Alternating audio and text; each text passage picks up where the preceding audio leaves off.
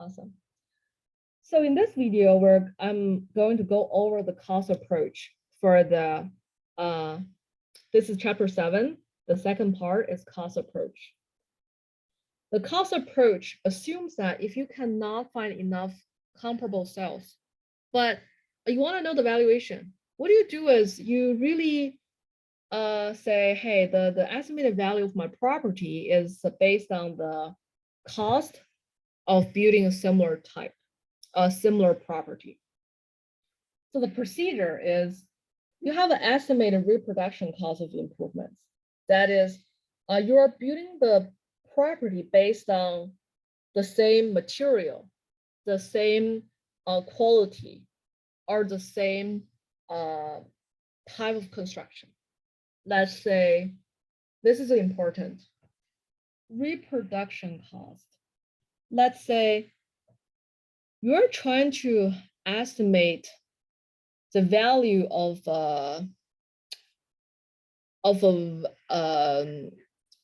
vintage home. It's a historic home that use a very special type of wood. And the wood was very cheap back then, but because this is a historic home, the wood becomes scarce, so the wood price becomes more expensive. The house is 2,400 square feet. If you use wood as a construction material, it's going to be worth $1 million. But if you're using concrete to build 2,400 square feet, it's going to be $500,000. What do is, do you use concrete or you use wood? Which price would be the reproduction cost of improvement? Zach, what do you think? Zachary, right there. Based on the textbook, is the reproduction cost of the improvement $1 million or $500,000 using concrete?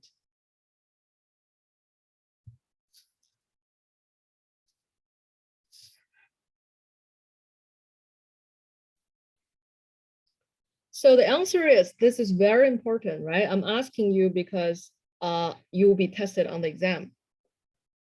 So the reproduction cost would be $1 million used of wood. I know wood used to be cheap. I know concrete is probably like better material, it's probably cheaper.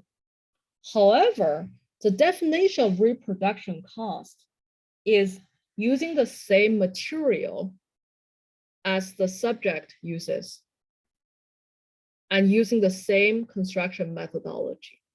Why do you do that? Sometimes, you want to, try to estimate the value of a historic church. The historic church uses this very expensive, like Tiffany glass.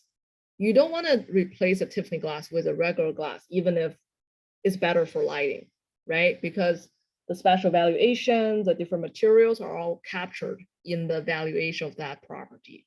This is very important. Also, on the exam, I may ask you, whenever you're using the cost approach to estimate the valuation of the subject, do you use a reproduction cost or the replication cost? Right? The answer is you use a reproduction cost. Okay, back to the cost approach. So you really have to, whenever you're estimating, okay, if I use original material, it costs $1 million to build a brand new property. However, my property is not brand new. You really have to take out the accrued depreciation, because without considering appreciation, the home value depreciate, the structure value depreciate over time during due to wear and tear.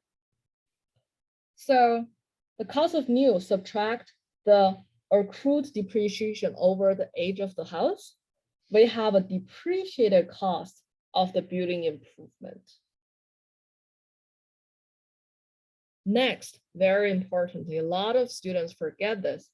You really have to add the estimated value of site back into the valuation.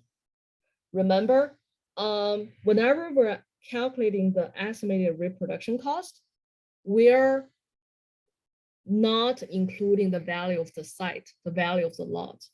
Why? Because the structure value is depreciated over time, but the land value never depreciates. So once we have the depreciated cost of building, we have to add back the estimated value of site. The sum of those two numbers is called the indicated value by the cost approach. In the past, I have a lot of people making mistakes on exams because they forgot to add back the value of the site, or because they forgot to subtract the depreciated, the accrued depreciation. Remember, cost of new, subtract depreciation, add back the value of site.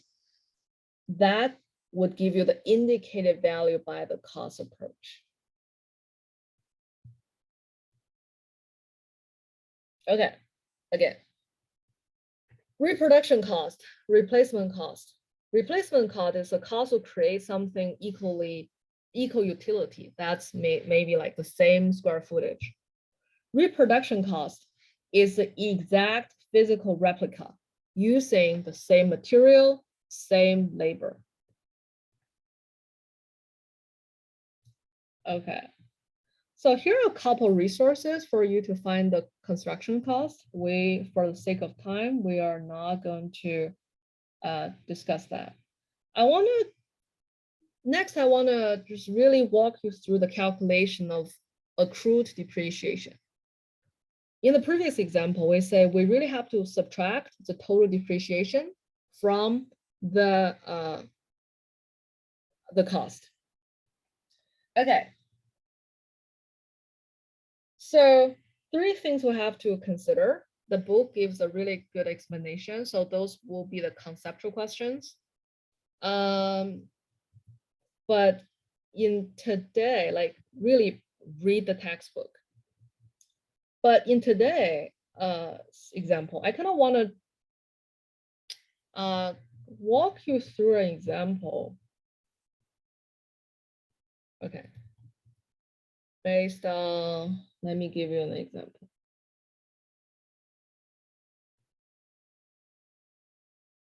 Okay. So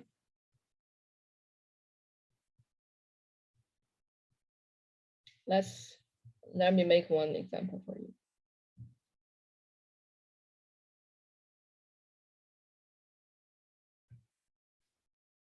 Let's say you're looking at a house and a house has 2,400 square feet. You know that for every square foot, it costs $100 to build.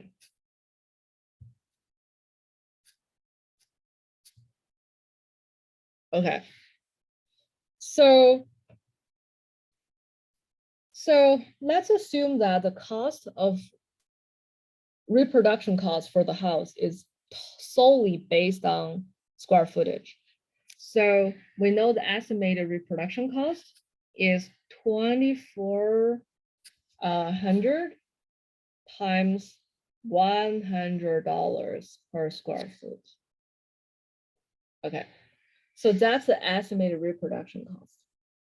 We know that the house is, let's say, we need to calculate the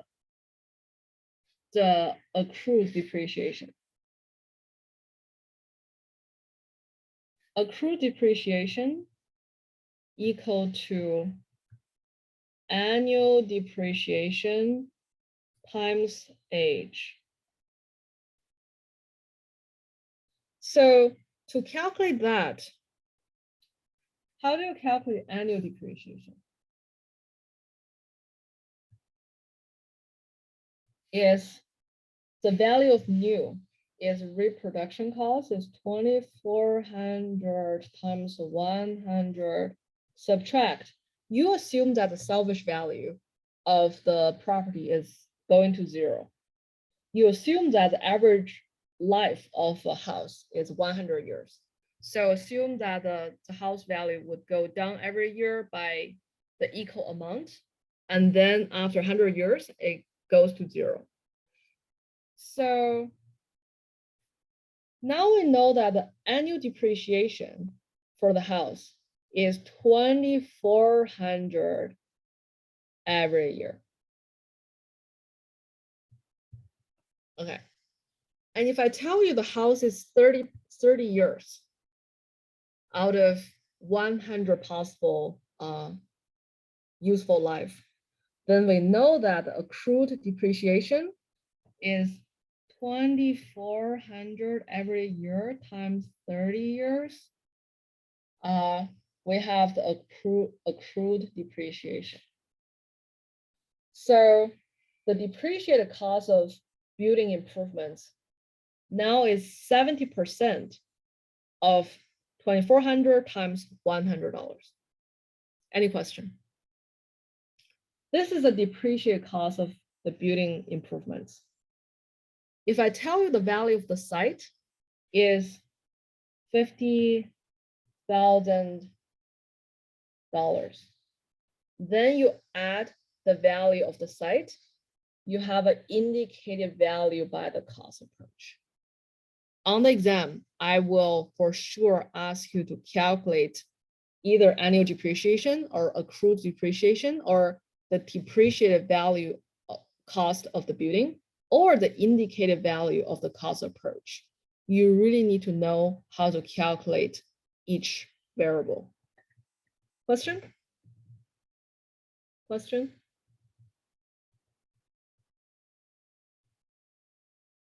Okay.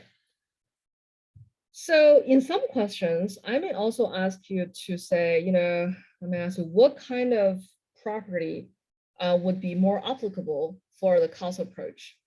The answer is new buildings, right? Because the building is so new that the calculation is very simple and you really know the cost of building it. And sometimes, most of the times for insurance, you need to, the cost approach is more applicable because the insurance company needs to know if your house is burned down or it collapsed, how much the company needs to pay you to build the same, to build the same unit. We have special property, for example, nonprofit, church, public libraries, lighthouse. Those houses do not have many comparable sales, right? Or it does not generate income. So that way, the cost approach is the only valuation method we can use, or it's more applicable for this type of property, right? If I ask you, what appraisal method you would use to estimate the value of the White House? It's probably going to be cost approach. Why? Well, can you use sales comparison? How many White Houses were sold recently? Not many. And how much income does White House generate? We don't know. So therefore, we have to use the estimated cost of building a White House plus the value of site and subtract the total accrued depreciation value of the White House. Okay. That's the end of the cost approach I will go over. So we have some time. I will go over the income approach for the remaining time. I will pause this recording for now.